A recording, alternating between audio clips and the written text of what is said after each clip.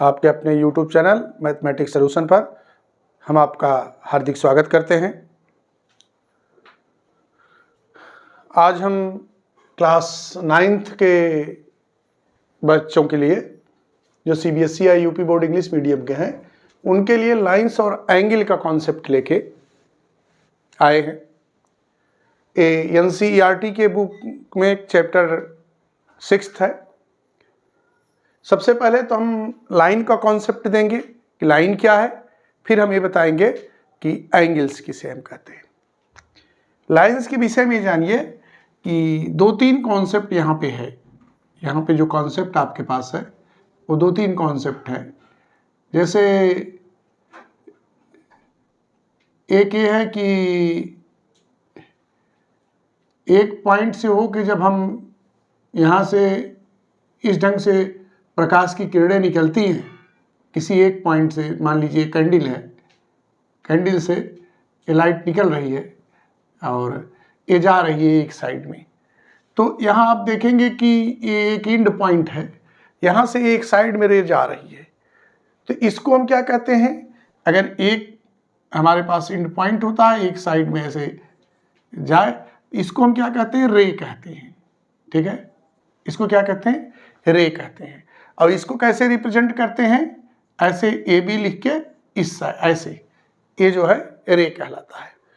लेकिन जब यही चीज हम इस ढंग से करते हैं कि दोनों साइड में इनफाइनाइट तक, ये आगे इनफाइनाइट तक जा रही है, ठीक है, ऐसे ही जब दोनों साइड में अगर जाए तो इसको हम क्या कहते हैं, मान लीजिए यहाँ पे हमने कह दिया कि ए है, यह आपके लिए बी है, इसको हम इस ढंग से रिप्रेजेंट करते हैं ए बी ऐसे।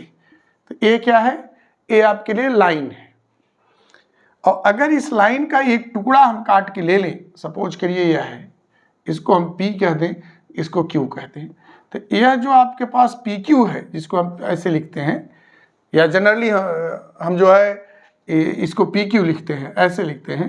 ये क्या है, सेगमेंट ऑफ लाइन है। क्या है, सेगमेंट ऑफ लाइन है। और हम लोग जनरली सेगमेंट ऑफ लाइन को ही लाइन बोलते हैं। सेगमेंट ऑफ लाइन ही क्या है, लाइन है।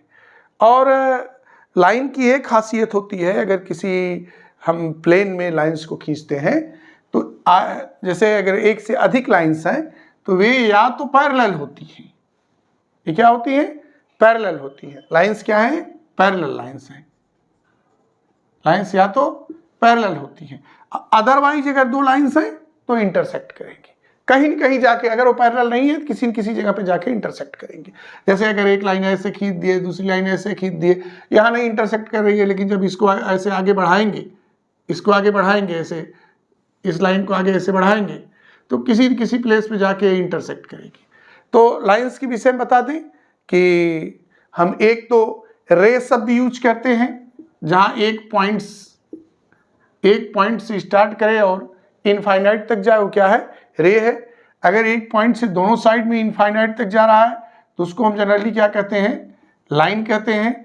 और अगर उसके किसी दो पॉइंट से उसको काट के ले ले तो उसको हम क्या कहते हैं, लाइन सेगमेंट कहते हैं। रे में एक एंड पॉइंट होता है, लाइन में कोई एंड पॉइंट नहीं होता है, और लाइन सेगमेंट में आपके लिए दोनों साइड में एंड पॉइंट्स होते हैं। ये चीज आप जानते रहिए। और जब दो लाइंस की बात हम करते हैं तो दो लाइंस आइदर पैरेलल और इंटरसेक्टिंग, यानी या तो इंटरसेक्ट करेंगे या तो पैरेलल होंगी। एक और चीज बता दें, कोलिनियर की बात होती है। कोलिनियर क्या है, अगर 3 पॉइंट से होके, 3 और मोर देन 3, इनसे होके यदि कोई लाइन पास करती है तो उसको हम क्या कहते हैं, कोलिनियर लाइन। 3 और मोर देन 3, और अदरवाइज हम क्या कहेंगे, नॉन कोलिनियर लाइंस। ठीक है, तो ये आपके लिए थोड़ा सा लाइन का कॉन्सेप्ट था। ठीक, अब इसके बाद जो है हम बात करेंगे एंगल्स को लेके। एंगल्स क्या हैं और एंगल्स पे क्या क्या चीजें हो सकती हैं, कितने टाइप के एंगल्स होते हैं, इस पे हम आपसे बात कर रहे हैं। इसके बाद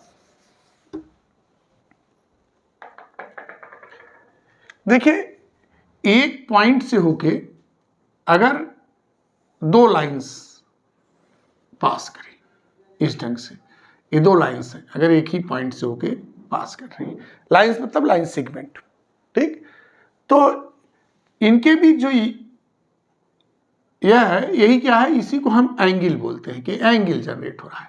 मान लीजिए पॉइंट हम कहते हैं कि यह O है, यह एक साइड में A है, एक साइड में B है, तो A जो है ए वर्टेक्स कहलाता है। ये क्या है, वर्टेक्स, ये वर्टेक्स कहलाएगा एंगल का। और ये जो दोनों साइड्स हैं, जैसे यह है और यह है, ये क्या है, आर्म्स ऑफ एंगल। ये क्या है, ये दोनों, इन दोनों को हम कहते हैं आर्म्स ऑफ एंगल। और यह जो है इसी को एंगल, जैसे इसको हम क्या कहेंगे, एंगल AOB, ठीक है। ये आपके लिए हो गया एंगल, यानी एक ही पॉइंट से जब दो लाइंस पास करती हैं तो एंगल जनरेट करती हैं, ठीक। और जिस पॉइंट से होके दोनों लाइंस जाती हैं उस पॉइंट को वर्टेक्स कहते हैं, और ये जो दोनों लाइंस हैं ये क्या कहलाती हैं, आर्म्स कहलाती हैं, ठीक है। इनको एक ढंग से अगर देखा जाए तो यहाँ न लिख के हम इस ढंग से लिखते हैं कि एक ही शब्द लिखें और ये दोनों आ जाए, तो इसको ऐसे इस ढंग से हम कर देते हैं कि लिखते हैं ऐसे, ये क्या है, आर्म्स है। ये आपके लिए क्या है, आर्म्स ऑफ एंगल है। एंगल को मेजर किस में किया जाता है, एंगल को डिग्री में मेजर किया जाता है। मेजरमेंट जो है, जैसे यह एंगल है, एंगल AOB, मान लीजिए अगर 30 डिग्री है, इसको ऐसे क्या लिखते हैं, 30 डिग्री। तो ये जो है इसको हम क्या पढ़ते हैं, ये जैसे नंबर के ऊपर लिखा जाता है, इसको हम पढ़ते हैं डिग्री। ये क्या है, डिग्री, ठीक है। तो ये क्या है, जैसे मान लीजिए 30 अंश का कोण बना है तो इसको 3 एंगल क्या है, 30 डिग्री, ठीक है। हिंदी में इसको अंश बोलते हैं, ठीक। इसका मेजरमेंट मान लीजिए आगे चल के और आप पढ़ेंगे तो उसमें रेडियन में मेजरमेंट इसका होता है, वो आपको बाद में बताया जाएगा। तो कितने टाइप्स के होते हैं एंगल्स, ठीक है। यहाँ पे आपके लिए होगा types of angle, types of the angle. तो टाइप्स ऑफ एंगल में देखिए कुल 7 प्रकार के एंगल्स की बात हम लोग करते हैं। एक क्या है, जीरो एंगल, ठीक है। दूसरा क्या है, एक्यूट एंगल, ठीक है। तीसरा क्या है, राइट एंगल। चौथा क्या है, ऑब्ट्यूस एंगल, ठीक है। पांचवा क्या है, straight line angle,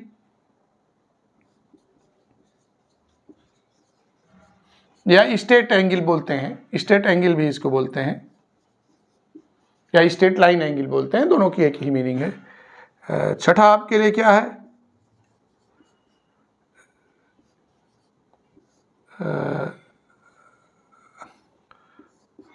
reflex angle, और सातवां आपके लिए क्या है, कंप्लीट एंगल।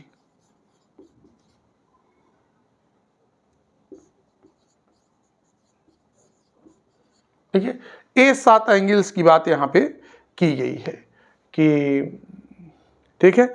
और हमारे समझ से इसी 7 पे ही बात होगी और इससे ज़्यादा तो हो नहीं सकती है कुछ। तो आपको बता दें कि किस टाइप के होते हैं, इनकी क्या है। जीरो एंगल मतलब जब एंगल की वैल्यू 0 डिग्री हो, ठीक है। अगर एंगल की वैल्यू क्या हो, 0 डिग्री हो, तो उसको हम बोलते हैं जीरो एंगल, ठीक। जब एंगल किसके इक्वल हो जाए, 90 डिग्री के, किसके इक्वल हो जाए, 90 डिग्री के, तो उसको बोलते हैं राइट एंगल। जब एंगल किसके इक्वल हो जाए, 180 डिग्री के, तो उसको क्या बोलते हैं, स्ट्रेट लाइन एंगल या स्ट्रेट एंगल, ठीक है। और जब एंगल किसके इक्वल हो जाए, 360 डिग्री के, इसको बोलते हैं कंप्लीट एंगल। क्या आप जानते रहिए, ठीक है, कि complete angle 360 degree, straight line angle 180 degree, right angle 90 degree, और जीरो एंगल 0 डिग्री। अब देखिए जब इस 0 और 90 के बीच में हो तो वह क्या होता है, एक्यूट एंगल। देखिए यहां इसीलिए छोड़ दिए हैं, अभी जानते रहिए कि जब किसी एंगल की वैल्यू 0 डिग्री से ज्यादा हो और 90 डिग्री से कम हो, मान लीजिए एंगल को जनरली हम थीटा से रिप्रेजेंट करते हैं, तो यदि थीटा की वैल्यू क्या हो, 0 डिग्री से ज्यादा हो और 90 डिग्री से कम हो, तो इस थीटा को क्या कहेंगे, एक्यूट एंगल। ठीक, अगर यही थीटा क्या हो, 90 डिग्री से ज्यादा हो, 180 डिग्री से कम हो, तो क्या कहलाएगा, ऑब्ट्यूस एंगल। ठीक है, और यही थीटा क्या हो, 180 से ज्यादा हो, 360 से कम हो, तो इसी को क्या कहेंगे, रिफ्लेक्सिव एंगल। इसको कहते हैं हिंदी में शून्य कोण, न्यून कोण, अधिक, यह है आपके लिए अधिक कोण, यह है सम कोण। देखिए इसको क्या कहते हैं, शून्य कोण, यह है न्यून कोण, यह है सम कोण, यह है अधिक कोण। ठीक है, यह है संपूर्ण कोण।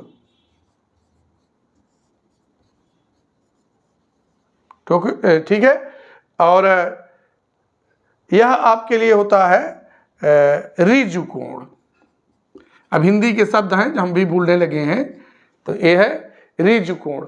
और यह आपके लिए स्ट्रेट एंगल को क्या बोलते हैं, इस समय दिमाग से निकल गया है इसकी हिंदी, हमारे दिमाग में था, इस समय स्लिप कर गया है। स्ट्रेट लाइन एंगल क्या है, तो ये आपके लिए 7 जो है कोण की बात की गई है। जीरो एंगल क्या है, जब 0 डिग्री के बराबर हो, और एक्यूट एंगल क्या है, जब थीटा, यानी ये कहने का मतलब अगर यहाँ थीटा किसके बराबर हो जाए, ये थीटा जो है 0 डिग्री के बराबर हो जाए, ये थीटा किसके इक्वल हो जाए, 90 डिग्री के इक्वल हो जाए, ये 180 डिग्री के इक्वल हो जाए, ये क्या है, ठीक है, ये थीटा किसके इक्वल हो जाए, 360 डिग्री के इक्वल हो जाए। तो अगर 360 डिग्री के इक्वल है तो उस स्थिति में बोलते हैं कंप्लीट एंगल। ठीक है, संपूर्ण कोण। अगर 180 हो जाए तो ये क्या है, स्ट्रेट लाइन एंगल है। ठीक है, जो स्ट्रेट लाइन एंगल होता है ये जनरली शायद रेखीय कोण ऐसे कुछ बोलते हैं इसको, रेखीय कोण। ठीक है, इसको लिख लीजिए, रेखीय कोण, रेखीय कोण होता है। ठीक है, तो ये सब चीजें हैं। 180 हो जाए और जब 90 हो जाए तो इसको कहते हैं समकोण। समकोण इसका बहुत, ये जानते रहिए, इसकी जरूरत आपको हमेशा पड़ेगी 90 डिग्री की। ठीक है, और जनरली ये जो 0 डिग्री है और 360 इस ढंग से। अब आपको एंगल भी हम दिखा दें, जैसे जब 2 लाइनें हैं, ठीक है, यह O है, मान लीजिए यह A है, जब ये देख रहे हैं यहाँ ना, ये आपके लिए क्या है, हटा दे रहे हैं। ठीक है, जब यह B कहाँ चला आवे, A पे आ जाए, मान लीजिए यहाँ आ गया, ये जब दोनों लाइनें क्या है, ओवरलैप कर जाए, OA और OB दोनों ओवरलैप्स कर जाए, ये क्या है, इसको हम कहते हैं 0 डिग्री। देखिए जब आपके पास जैसे ये फिगर बना है, यहाँ क्या है, यह एंगल ए 0 से ज्यादा है और 90 से कम है, तो यह क्या है, ये आपके लिए एक्यूट एंगल है। राइट एंगल क्या है, ऐसे जब ये आपके लिए राइट एंगल है, देखिए ये आपके लिए राइट एंगल है। ठीक है, यहाँ O हो गया, A हो गया, B हो गया, तो यह आपके लिए क्या है, राइट एंगल है। ठीक है, अब जब इससे आगे हम बढ़ते हैं, ऐसे 90 से ज्यादा हो जाता है, तो इसे हम बोलते हैं ऑब्ट्यूस एंगल। ये क्या है, ऑब्ट्यूस एंगल। स्ट्रेट लाइन में क्या होता है, एक सीधी स्ट्रेट लाइन होती है, ये आपके लिए O है, यह A है, यह B है, तो A एंगल जो है, ए स्ट्रेट लाइन एंगल है, 180 डिग्री के इक्वल होता है। ठीक है, ये 90 डिग्री के इक्वल होता है। ठीक, अब देखिए इसके आगे जब रिफ्लेक्सिव के लिए हम बढ़ते हैं, तो यह क्या होता है, ये और आगे बढ़ जाएगा। देखिए यह आपके लिए O A और यह ऐसे, ये आपके पास हो जाता है B, A एंगल होता है जो 180 से ज्यादा हो जाता है। कंप्लीट एंगल में क्या है, देखिए कंप्लीट एंगल में आप ये पूरा एक राउंड हो जाता है। यहाँ जैसे चले हैं तो यह O है, यह A है, ये पूरा एक राउंड होके जब पूरा घूम के ये लाइन फिर कहाँ पहुंच जाए, A पे, ठीक है, इसी स्ट्रेट लाइन को ये टच कर जाए, तो ये जो पूरा एंगल होता है इसको हम बोलते हैं ये कितना, 360 डिग्री, 360 डिग्री। यही क्या है, कंप्लीट एंगल है। तो अच्छा, एंगल पे आपको और बता दें कि कुछ चीजें और हैं एंगल्स को लेके, जैसे जब दो स्ट्रेट लाइंस एक दूसरे को इंटरसेक्ट करती हैं, ठीक है, थोड़ा सा और बता दें जिससे कि कल हम सीधे एक्सरसाइज पे हमें और एक्सरसाइज कंप्लीट हो जाए, उसके लिए थोड़ा सा आपके लिए जरूरी है कुछ चीजें और जान जाए। कॉम्प्लीमेंट्री एंगल और सप्लीमेंट्री एंगल, ठीक है, ये दो चीजें और आप जानते रहिए, कॉम्प्लीमेंट्री एंगल और सप्लीमेंट्री एंगल।